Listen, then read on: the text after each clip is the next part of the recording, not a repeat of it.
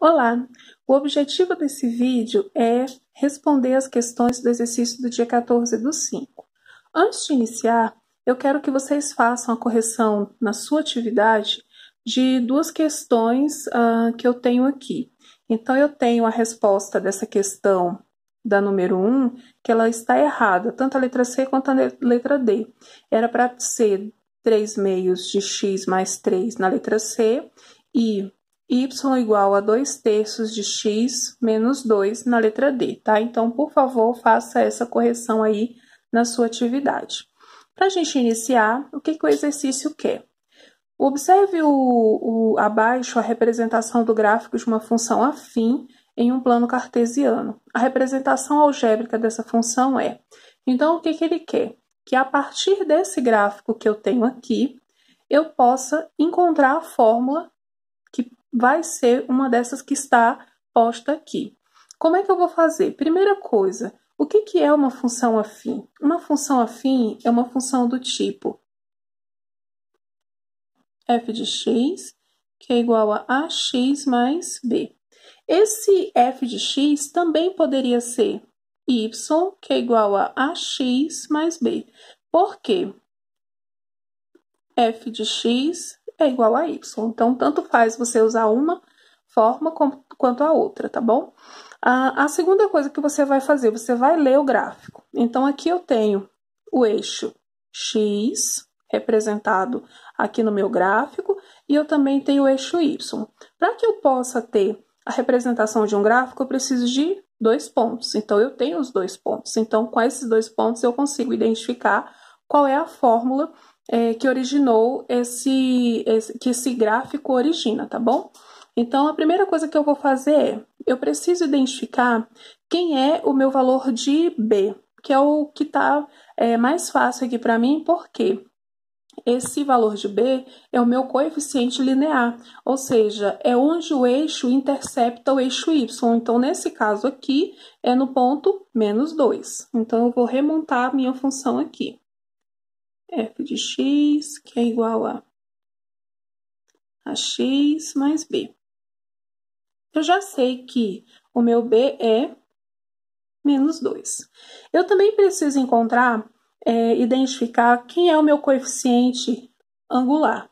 Nesse caso aqui, esse meu coeficiente ele vai ser positivo, por quê? Porque eu tenho uma função crescente. Então, nesse caso aqui, como eu sei que ela é crescente? Por conta da inclinação que eu tenho para a direita. Se ela estivesse com a inclinação para a esquerda, esse meu coeficiente ele seria negativo. Desse modo, eu preciso encontrar quem? Eu preciso encontrar os valores que irão representar essa minha fórmula. Então, nesse caso, eu tenho que ter um valor tanto para o numerador quanto para o denominador. A primeira coisa que eu vou olhar é quantos passos eu dou até chegar no encontro entre a reta x e a reta y. Então, eu vou andar uma casa, 2 casas, 3 casas. Isso quer dizer que o meu denominador vale 3. Quantas casas eu vou andar até chegar no próprio ponto onde foi cortado a reta x aqui nesse caso? Então, eu tenho 1, 2 casas. Isso quer dizer o quê? Que a minha função vai ser igual a 2/3 menos 2. 2/3 de quem? De x. Então, qual é a resposta? Letra D.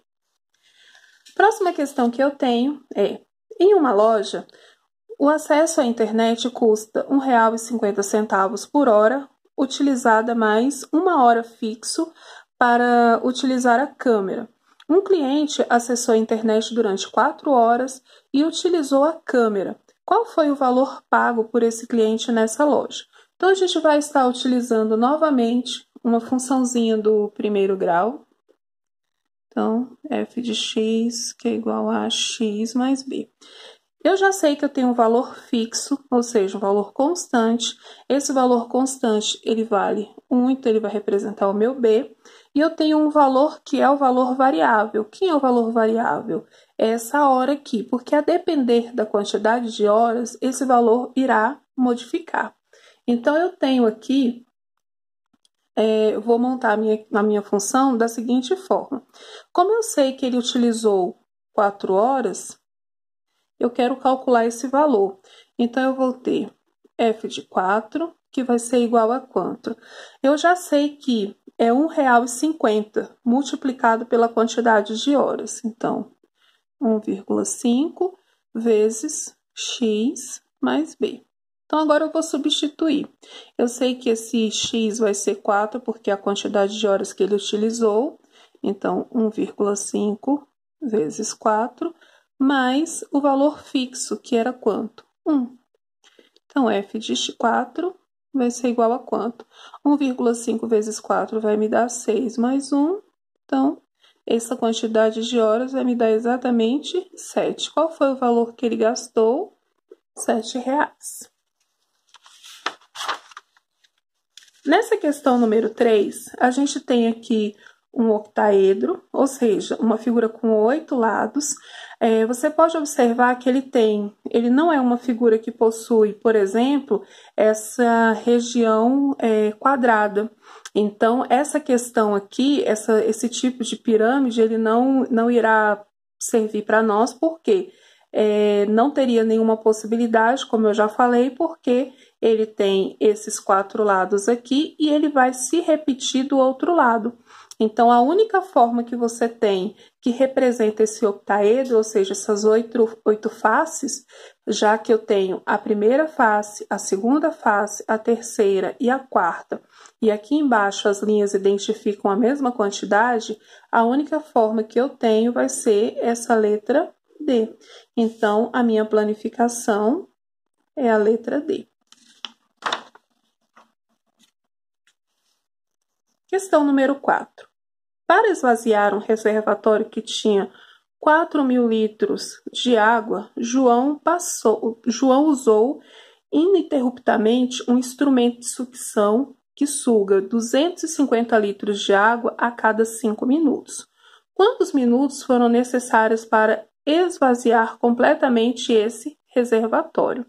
Eu já sei que esse aparelho que ele utilizou, ele vai fazer 250 litros em 5 minutos.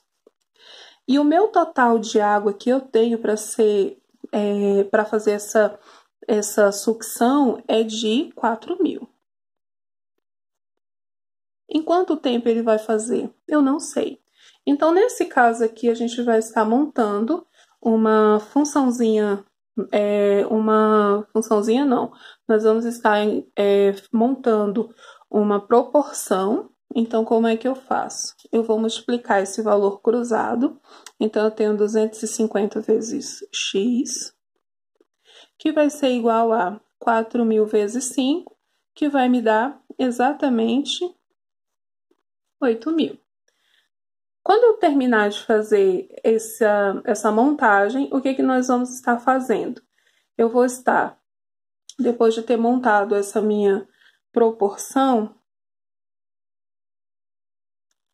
eu vou estar montando, aqui vai me dar 20.000. Então, eu vou estar fazendo o quê? A divisão desse valor. Então, x vai ser igual a quanto? A 20.000 divididos por 250. Então, aqui vai me dar exatamente 80. 80 o quê? Minutos. E por último, eu vou ter aqui uma figura. Durante a reforma de uma praça, um dos canteiros precisou ser cercado com tela.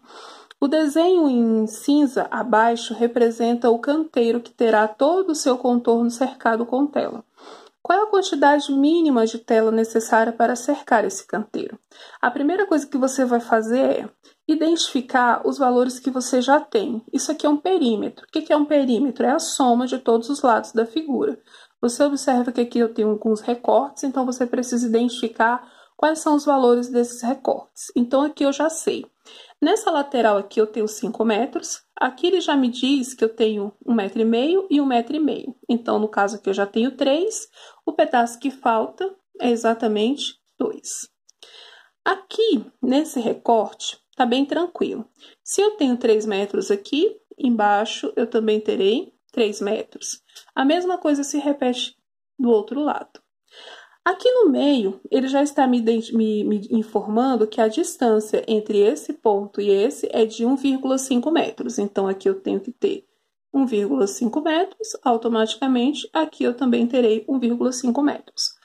E como nessa lateral aqui, como ele já até pontilhou para mim, também tem 1,5 metros, automaticamente aqui também terá 1,5 e a mesma coisa se repete nos outros dois lados.